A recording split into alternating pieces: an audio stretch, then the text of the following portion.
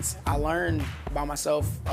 I watch people on YouTube, you know, and I watch their style and I watch their moves, and I don't necessarily take their moves, but I try to take their mindset of like how they came up with certain moves or their creativity to their style. I think, what are they thinking about when they like do these moves, or their creativity is something different that I haven't seen before in a street dancer. So I pretty much take all of that and I put it into one, which is myself.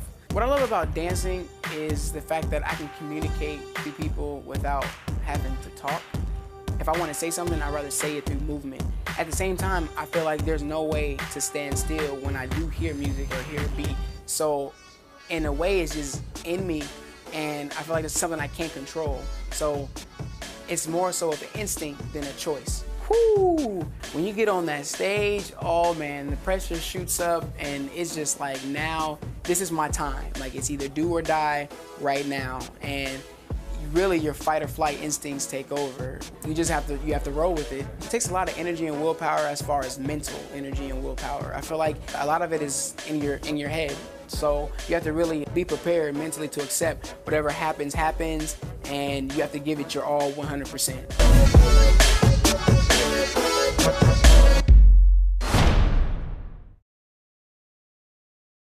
My style of dance is hip-hop musicality, and I chose that style because I feel like when I tell people it's just hip-hop, they kind of get the wrong idea of what I mean by it. So by adding musicality, they know, okay, well, he's probably hitting a lot of beats and music and whatnot. And it's actually sometimes even different from that. Like, when I actually dance, people can't tell what my style is. It's so versatile and there's so much in it that it's just easier to portray it as hip-hop musicality, or to say it's hip-hop musicality.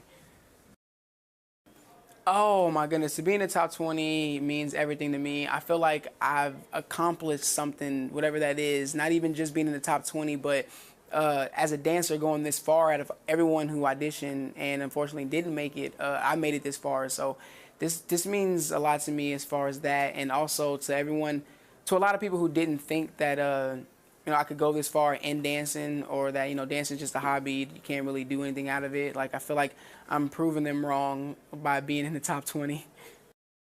What happened was, I originally was going to audition for something else, and then I missed the audition date. So instead of auditioning for that, I was like, you know what, well, why don't I go audition for So You Can Dance with a buddy of mine.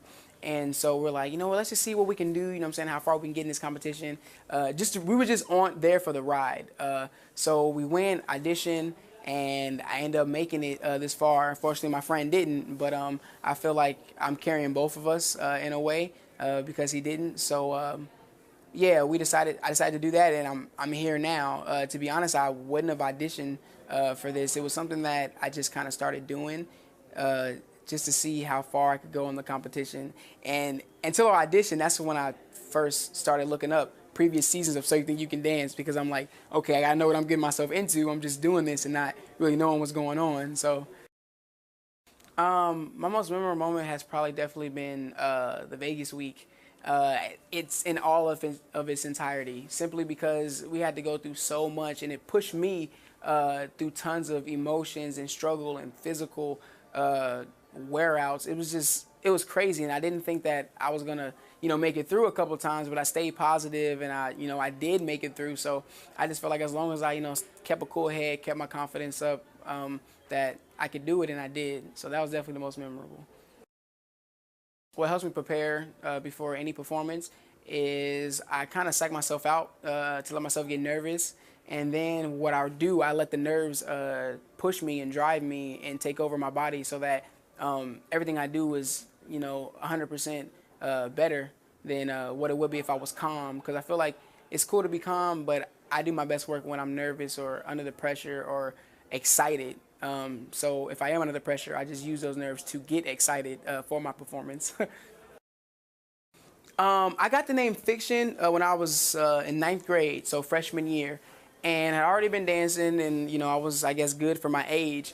And I met a dancer who was also really good at what he does, and he saw me dance, and he gave me a compliment that a lot of people have, given me. He said that, oh, when you move and you dance, your movements look like, your body looks like it's not attached, or like your moves look unreal, like. And I was like, oh, okay, thank you. I've gotten that a lot.